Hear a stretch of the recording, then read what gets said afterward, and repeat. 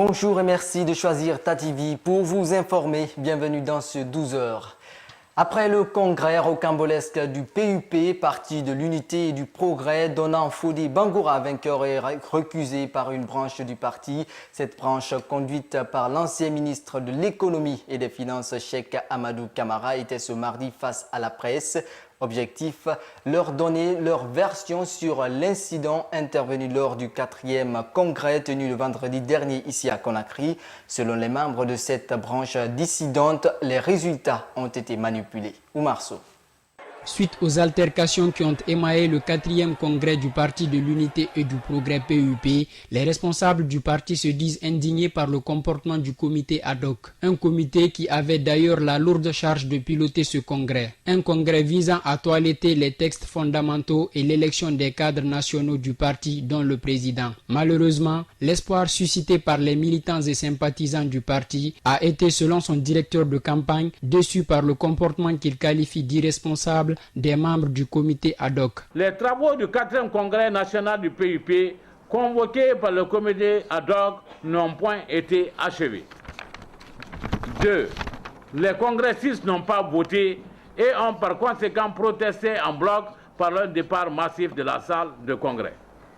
Prenant acte de ce qui précède, les bureaux fédéraux suscités en toute légitimité, cela conformant aux textes fondamentaux du parti en vigueur, rejette toute proclamation de faux résultats par le fameux comité ad hoc d'un prétendu congrès qui n'a pas eu lieu. Par conséquent, le collège des bureaux fédéraux ont pris des décisions. La dissolution pure et simple du fameux comité ad hoc pour incapacité notoire. La mise en place sans délai d'un collège des bureaux fédéraux, seul organisme légitime en ce moment de la vie du parti. Cela en lieu et place du dit comité.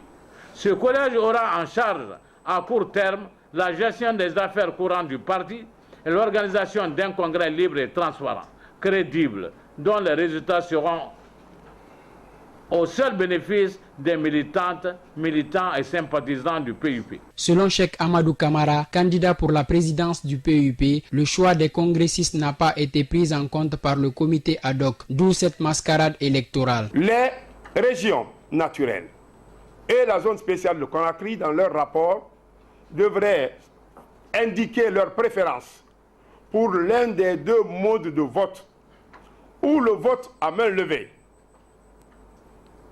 ou bien le vote au bulletin secret.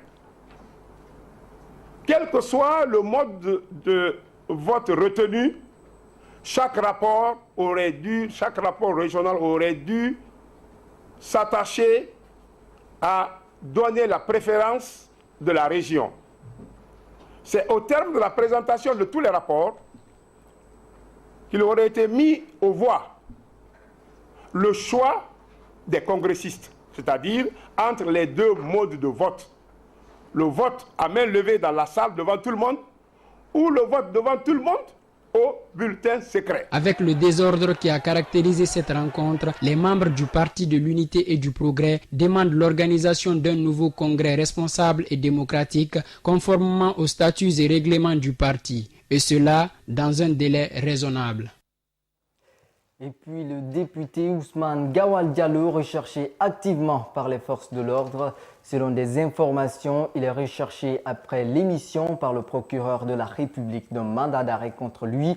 L'élu de la préfecture de Gawal est reproché pour injures publiques et coups et blessures. Ce mardi, le groupe libéral démocratique Famille à laquelle appartient Ousmane Gawal Diallo à l'Assemblée nationale s'est réuni au QG de l'UFDG pour examiner la situation. À l'issue de la rencontre, ils ont fustigé et accusé le pouvoir d'être derrière cette affaire. Bamamadou Alpha. Le député uninominal de la préfecture de Gawal fait la une des médias nationaux ces derniers temps. Ousmane Gawal Diallo serait même recherché par les forces de sécurité pour avoir agressé un citoyen, dit-on. Injures publiques, coups et blessures volontaires serait même le contenu d'une convocation qui lui a été adressée. Mais ses collègues parlementaires trouvent une main noire des autorités en place pour faire taire des opposants. Ce n'est pas un problème de Djoudé. C'est un problème de M. Alpha Condé, son gouvernement et l'UFDG et l'opposition.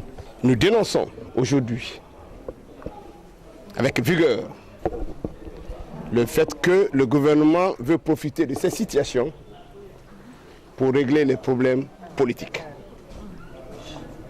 Nous savons que ce gouvernement est dans la logique de faire taire et à jamais tous ceux qui veulent s'opposer ou tous ceux qui dénoncent la mauvaise gouvernance, l'insécurité et ce qui se passe dans notre pays. Face à cela, le groupe parlementaire des libéraux-démocrates apporte son soutien total à l'honorable Ousmane Gawal Diallo. Ces élus sous la bannière de l'Union des forces démocratiques de Guinée reconnaissent tout de même que tous les citoyens sont justiciables devant la loi. Tout citoyen est justifiable.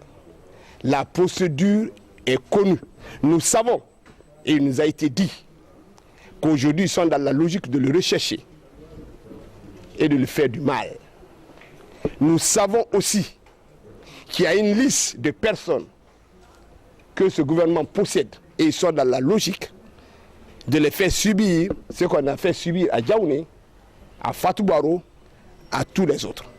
Donc le groupe parlementaire des libéraux démocrates condamne et nous apportons notre soutien total à M. Ousmane Gawal.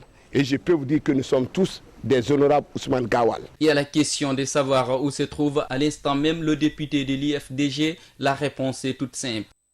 Allez demander à ceux qui recherchent Ousmane Gawal, là où il y a Ousmane Gawal. Nous prenons à témoin la communauté nationale et internationale que tout ce qui arrivera à Ousmane Gawal, M. Alpha Condé et son gouvernement seront tenus responsables. Sa famille politique entend même saisir d'ailleurs le président de l'Assemblée nationale pour solliciter auprès de Claude Korikondiano son implication afin de prendre des dispositions demandant aux autorités de suspendre cette poursuite. Le lait maternel, élément nutritif pour la bonne croissance de nourrissons, est aujourd'hui relégué au second plan par plusieurs nourrices au profit de celui industriel.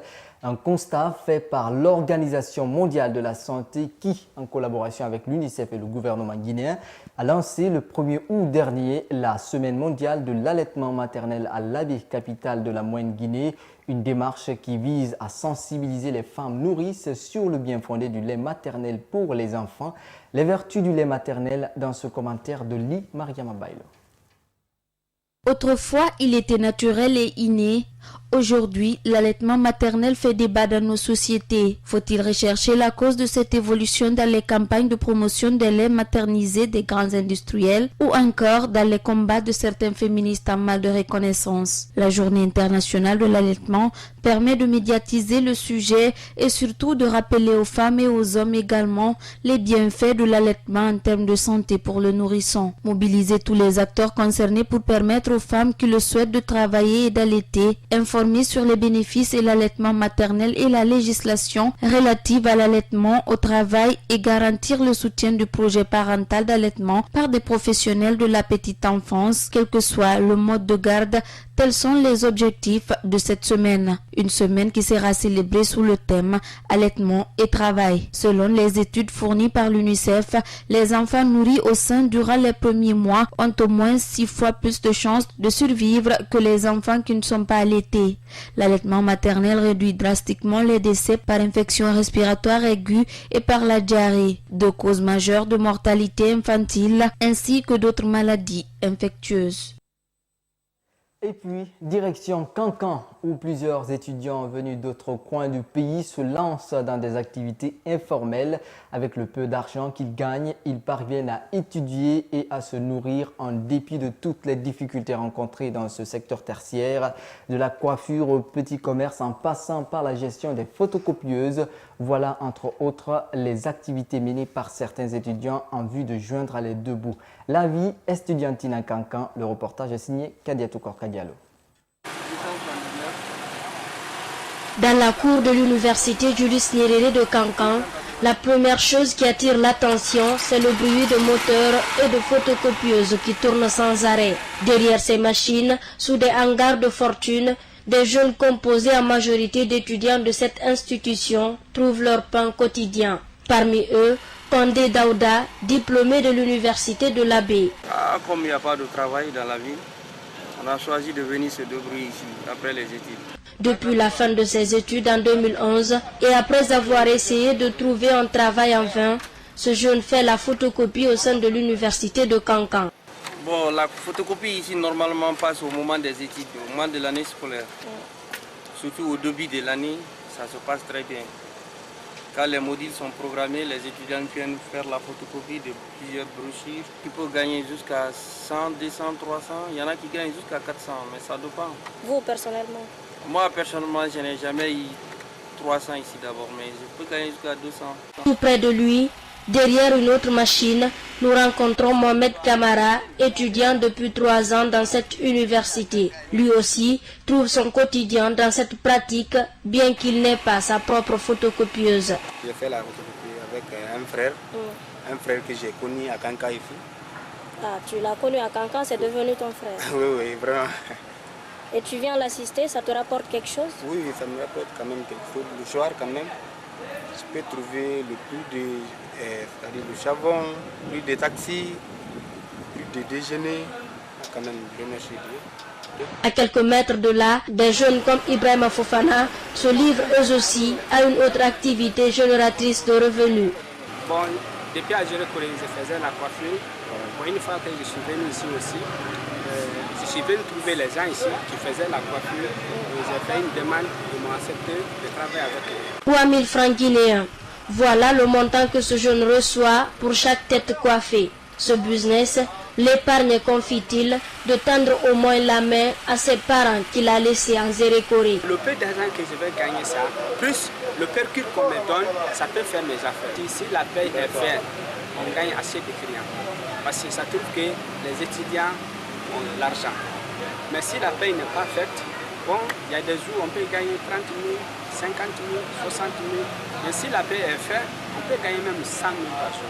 Avec des activités comme la photocopie, la coiffure ou encore la conduite de taxi-moto, la majorité des étudiants de cette institution d'enseignement supérieur arrivent à survivre dans une ville où la vie est qualifiée par beaucoup de traits durs.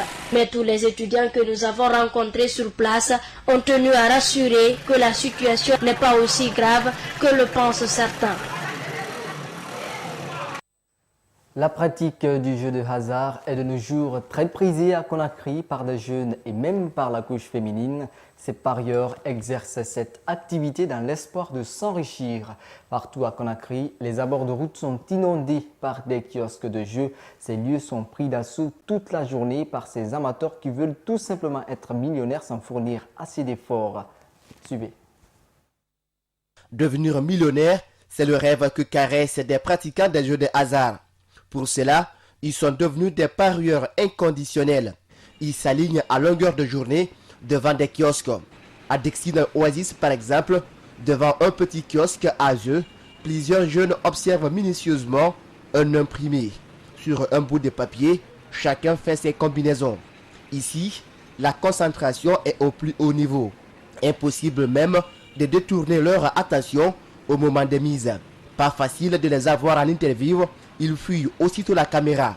La majeure partie préfère s'exprimer à visage couvert comme ces deux parieurs. C'est un bon boulot, parce que le jour que j'ai gagné, je n'avais rien. Je n'avais que 5 000 francs, puis je suis venu, j'ai tenté, et puis encore j'ai gagné 5 millions.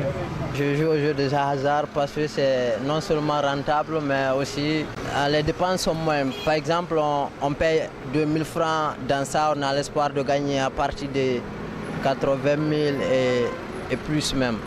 C'est de devenir millionnaire. En plus, c'est dans l'espoir de changer ma position. Donc c'est quand quelquefois on se coince, on se dit ah j'ai 2 000 francs ici, attends je vais essayer. Si la chance ne va pas venir à mes côtés, on parie. Comme ce kiosque, plusieurs autres sont installés dans les rues de Conakry. Ils sont comme des appâts pour ces jeunes garçons qui y passent la journée. Au centre émetteur d'équipés, de nombreux jeunes sont alignés devant un kiosque. Ils sont tous parieurs. Ils savent que ce n'est pas la meilleure voie pour s'enrichir, mais ici adonne quand même. C'est pas un bon moyen, mais plus que c'est une obligation, quand je veux dire, parce qu'il n'y a pas de boulot. C'est le seul jeu en Guinée ici qui est rentable présentement. tous les jeunes de Conakry s'adonnent à ça. Ouais, il m'est arrivé une fois de gagner, c'était la somme de 700 000 francs. Je joue de temps en temps, j'ai une fois gagné 5 500 000, des fois 200 000.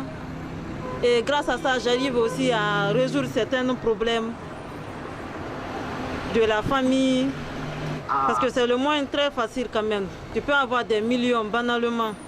D'autres jeunes, par contre, se lancent dans des jeux de dés. Cet autre pari est un bon moyen pour ces pratiquants de joindre les deux bouts.